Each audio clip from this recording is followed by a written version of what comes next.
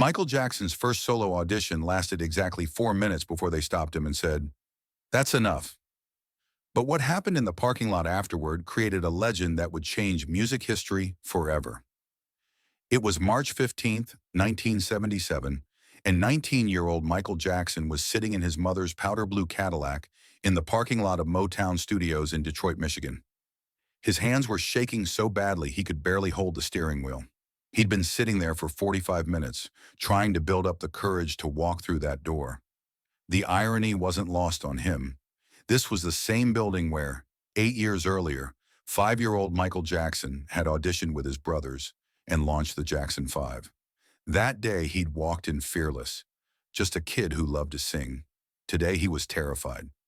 Michael had been dreaming about this moment for years. The Jackson 5's popularity was waning, their last album disappointing. Music was changing rapidly. Disco was dominating the airwaves, and their wholesome family act seemed outdated.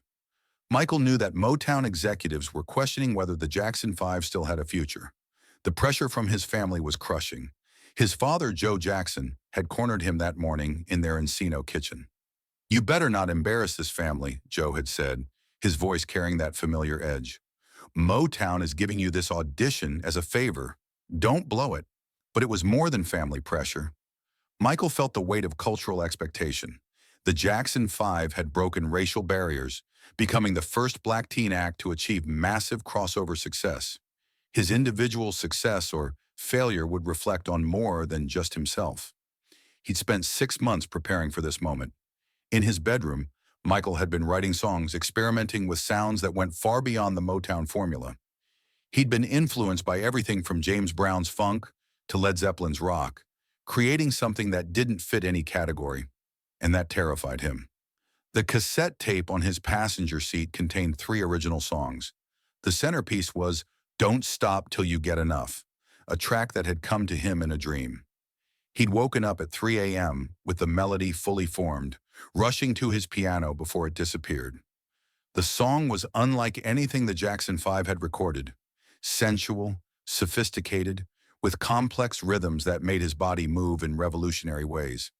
Finally, at 2:47 p.m., Michael forced himself out of the car. His legs felt unsteady as he walked toward Motown Studios. This building held incredible history.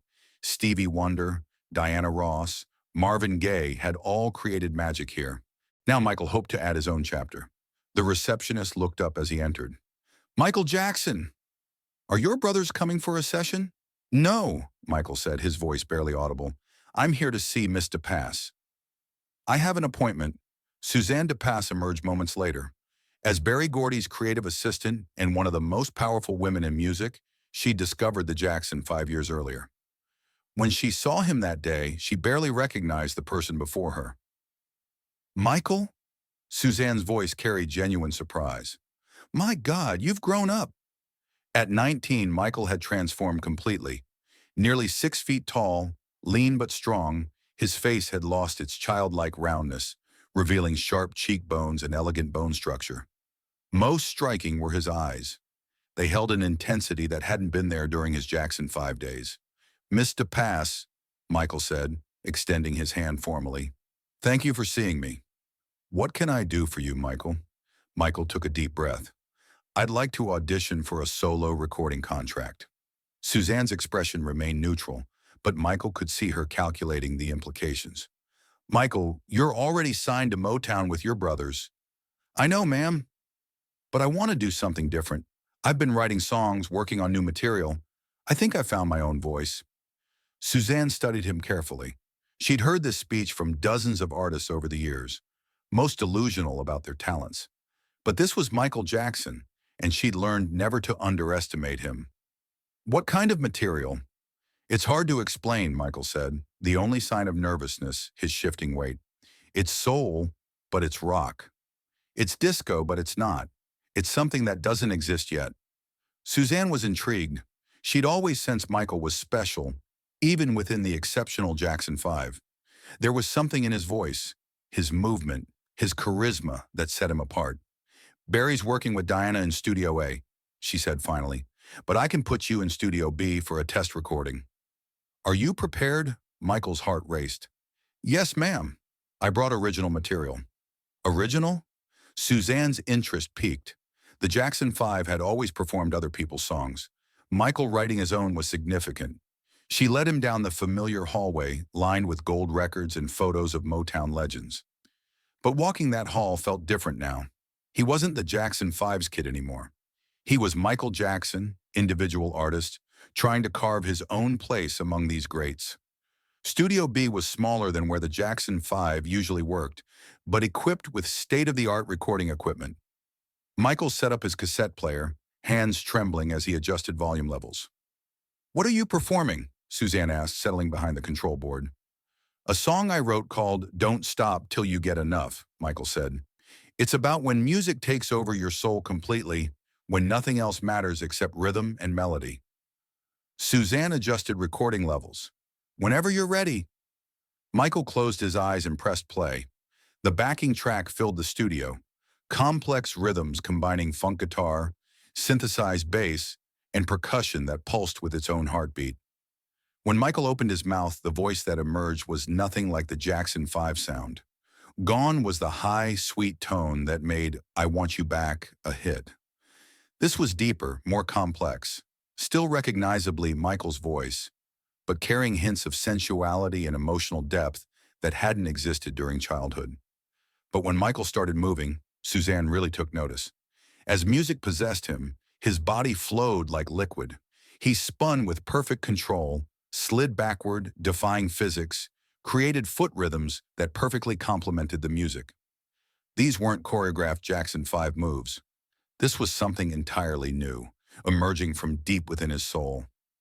Suzanne leaned forward, mesmerized. She'd been in music for over a decade and had never seen anything like this. Michael wasn't just performing, he was inhabiting the song, becoming one with music in an almost spiritual way. Michael was building toward the climax, his voice soaring over the intricate backing track, when the studio door burst open. Gordy walked in, looking irritated. "Suzanne, what's this noise?" Barry's voice cut through the music. "I'm working with Diana, and this bass is bleeding through." Barry stopped dead, seeing Michael mid-spin, sweat glistening from performance intensity. "Michael Jackson?" Barry's tone was sharp, accusatory. "What are you doing here?" "Where are your brothers?" Michael immediately stopped and pulled off his headphones. His soaring heart plummeted. From Barry's expression, this interruption was unwelcome. "Just doing a solo audition, Mr. Gordy," Michael said, trying to keep his voice steady despite rising panic. Gordy wasn't tall, but his presence filled any room. He'd built Motown from nothing into America's most successful black-owned business. When Barry spoke, people listened. And right now he looked angry. "Solo?" Barry's voice dripped disapproval. "Since when are you interested in solo work? You're part of the Jackson Five. That's a multi-million-dollar brand. I've been writing songs, developing my own sound." "Your own sound?" Barry crossed his arms, fixing Michael with a stare that had intimidated countless artists. "Play me something." "Right now." Michael's hands shook so badly he could barely operate his cassette player. He rewound and launched into Don't Stop Till You Get Enough, again, giving absolutely everything. He sang with every ounce of passion, incorporated every perfected dance move, showed Barry his complete artistic vision. The performance was flawless. Michael hit every note, nailed every rhythm, moved with grace and power that would later make him world famous. For 4 minutes, he was completely in his element, completely himself. But exactly 4 minutes in, Barry held up his hand decisively. "That's enough." Those words hit like a physical blow. "That's enough." The phrase every performer dreads. Michael stopped mid-verse, frozen awkwardly, his voice cutting off abruptly. The silence felt endless. Barry looked at Suzanne, then Michael, expression unreadable. "Son, what exactly are you trying to do here? What kind of music is this supposed to be?" Michael's throat felt dry. "It's my music, Mr. Gordy. What comes naturally to me?" "What comes naturally?" Barry's voice escalated. "Michael, you're part of the Jackson Five. You have responsibility to that group, your family, this company. You can't just do whatever you want. But Mr. Gordy, I think there's room for both. Both? Barry was clearly agitated. Let me tell you about this business, son. Success comes from focus, discipline, understanding your lane, and staying in it. What I just heard was all over the place. This sounds like disco, but isn't disco. Sounds like funk, but isn't funk. Sounds like rock, but isn't rock. You're mixing too many things together, and the result's confusion. Each word felt like a punch. Michael had poured his heart into this music, and the most powerful man in soul music was dismissing it as confused nonsense. And this dancing, Barry continued, voice dripping disapproval. What was all that spinning and sliding? That's not professional choreography. That's showing off. Motown acts are polished, consistent, disciplined. What you're doing is self-indulgent. Suzanne started to speak. Barry, maybe... No, Barry cut her off. This meeting is over. Michael, my advice is simple. Stick with your brothers. The Jackson 5 is your meal ticket. This solo stuff is a distraction you can't afford. Michael felt tears threatening, but refused to let them fall before Barry Gordy. But what if the music means something to me? What it means to you doesn't matter, Barry said bluntly. What matters is the marketplace, and this doesn't mean anything to anybody. You're trying to be something you're not. What if this is who I really am? Barry's expression softened slightly, but his words remained firm. Then you need to figure out how to be someone else. Because this version of Michael Jackson will never work in the music business. Michael stood clutching his cassette tape, feeling those words settle like a heavy blanket. Barry Gordy had just told him his authentic self wasn't marketable, wasn't valuable, wasn't worth pursuing. Thank you for your time, Mr. Gordy, Michael whispered. Barry nodded curtly and turned to leave, pausing at the door. Michael, I've been in this business 20 years. I've seen thousands of talented people fail because they couldn't understand the difference between artistic expression and commercial viability. Don't be one of them. With that, Barry walked out, leaving Michael alone with Suzanne and the devastating silence of shattered dreams. Michael walked out of that studio in a daze, past smiling receptionists, past walls of successful artist photographs, past everything representing the industry success he'd just been told he could never achieve individually. He reached his mother's Cadillac but couldn't start the engine. Instead, he sat in the parking lot as March afternoon sun sank lower, letting the full weight wash over him. Then the tears came. Michael Jackson, who'd been performing professionally since age 5, who'd sold millions of records and traveled the world, sat in that parking lot and cried like a broken-hearted child. Every word echoed. Confused, self-indulgent. You're trying to be something you're not. This version will never work. Michael had spent months believing he had something special to offer as a solo artist. He'd felt it in his bones, heard it in dreams, seen it in his vision of what music could become. But now the most successful man in black music had told him the truth. He wasn't good enough to stand alone. The worst part was Barry was probably right. He knew the business better than anyone. If Barry said Michael's music was too confused, maybe it was. Maybe Michael had been fooling himself. He cried in that parking lot for nearly 2 hours, watching the sun descend, watching other artists and executives come and go, watching his dreams of creative independence crumble. But as shadows grew longer, something shifted. It started small, just a spark of anger amid sadness and disappointment. How dare Barry Gordy tell him who he was allowed to be? How dare anyone limit his artistic expression? Michael wiped his eyes and looked in the rearview mirror. He looked awful. Red, swollen eyes, blotchy face, messed up afro.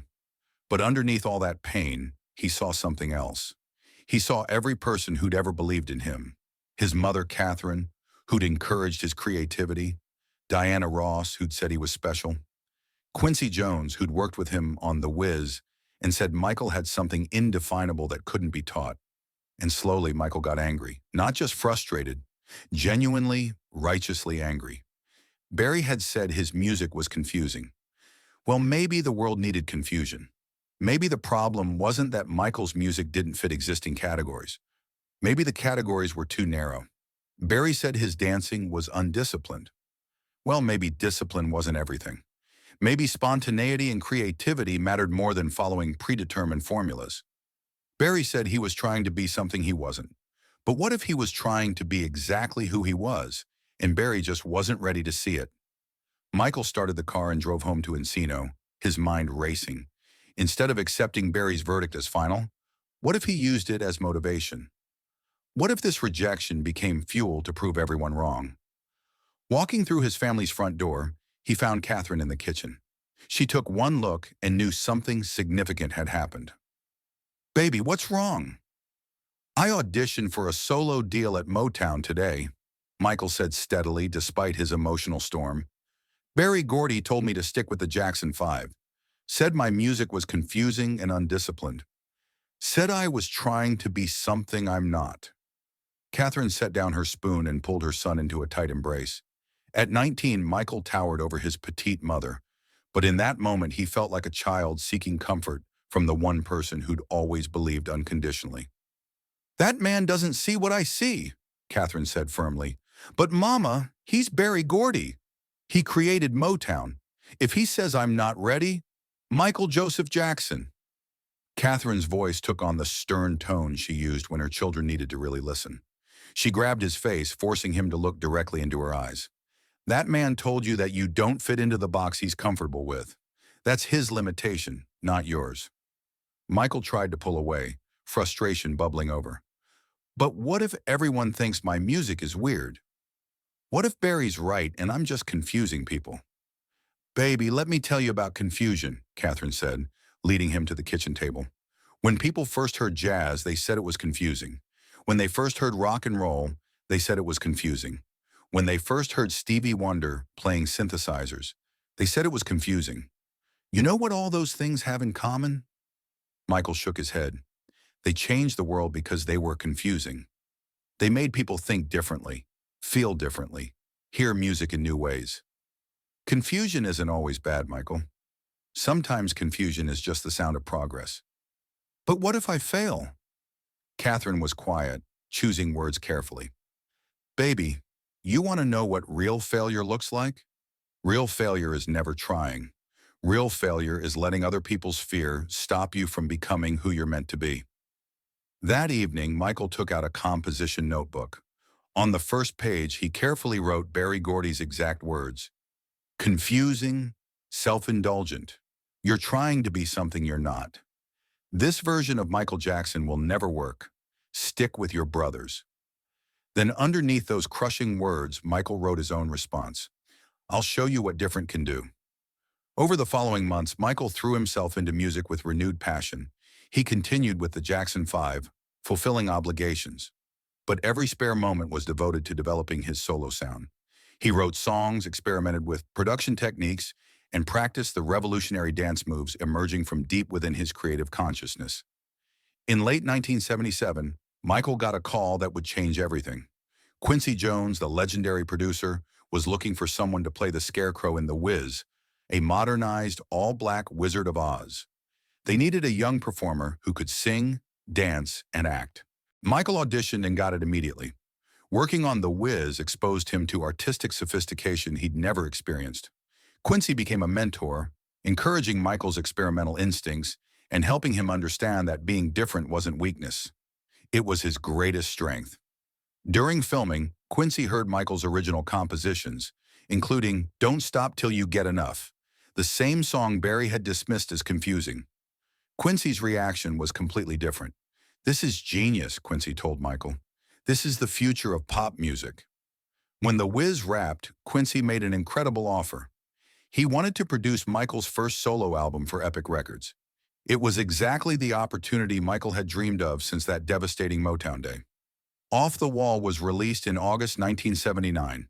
The album Barry said would never work because it was too confusing, sold over 20 million copies worldwide. Don't Stop Till You Get Enough, supposedly too undisciplined, hit #1 on soul charts and #4 on Billboard Hot 100. But Michael was just getting started. The success proved audiences were hungry for exactly the musical confusion Barry had warned against. People didn't want familiar formulas. They wanted to be surprised, challenged, taken to places they'd never been. Emboldened, Michael began working on his masterpiece, Thriller. If Off the Wall had been confusing, Thriller was revolutionary. It combined pop, rock, funk, post-disco, and R&B in unprecedented ways, featuring everything from Paul McCartney collaborations to heavy metal guitar solos to horror movie narration. Thriller was released in November 1982, and it didn't just succeed, it redefined success. The album spent 37 weeks at #1, produced 7 top 10 hits, and became the best-selling album in music history. The music videos, particularly the title track's horror-themed short film, revolutionized the medium and turned MTV into a cultural force. At the 1984 Grammy Awards, Michael won 8 Grammys in one night, a record that still stands. Walking to accept his final award, he spotted a familiar face, Gordy. After the ceremony, Barry approached backstage. The man who'd once told him to stick with his brothers now looked at him with something approaching awe. "Michael," Barry said, extending his hand, "what you've accomplished is unprecedented." Michael smiled and reached into his jacket, pulling out the same composition notebook from 1977. He opened to the first page, where Barry's words about being confusing and undisciplined were still visible, followed by Michael's promise to show what different could do. "Mr. Gordy," Michael said warmly but firmly, "I need to thank you." "Thank me?" "That day in 1977, when you told me my music was too confusing to work, you taught me the most important lesson of my career." Barry looked puzzled. "What lesson?" "You taught me that when someone tells you you're too different to succeed, they're really telling you they're too limited to understand what you're capable of. And that's not your problem. It's theirs." Barry stared at the notebook, reading his own words from 7 years earlier. "Michael, I owe you an apology. I was wrong. Dead wrong." "No apology necessary," Michael replied. "You gave me exactly what I needed. Motivation to prove that different isn't weakness. It's a superpower." Michael kept that notebook for the rest of his life. It traveled with him on every tour, sat on his desk during recording sessions, reminded him daily that others' opinions, even experts, didn't define what was possible. The parking lot breakdown had become a breakthrough. The rejection had become rocket fuel, and the young man told he was too different to succeed had become the king of pop by proving that different was exactly what the world had been waiting for. Years later, when young artists asked Michael for advice about dealing with rejection, he would tell them about that March day in 1977 when Gordy told him his dreams were impossible. "Sometimes the best thing that can happen is having someone tell you that you'll never make it," Michael would say, "because that's when you find out what you're really made of. That's when you discover whether you believe in yourself more than you believe in their limitations." The story of Michael Jackson's rejected audition became legendary, not as a cautionary tale about going against conventional wisdom, but as proof that the most revolutionary art comes from artists who refuse to accept other people's definitions of what's possible.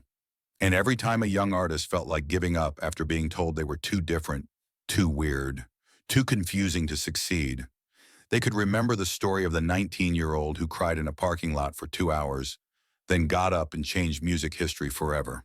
The boy who was told to stick with his brothers had become the man who proved that sometimes you have to break away from everything familiar to discover who you're truly meant to be.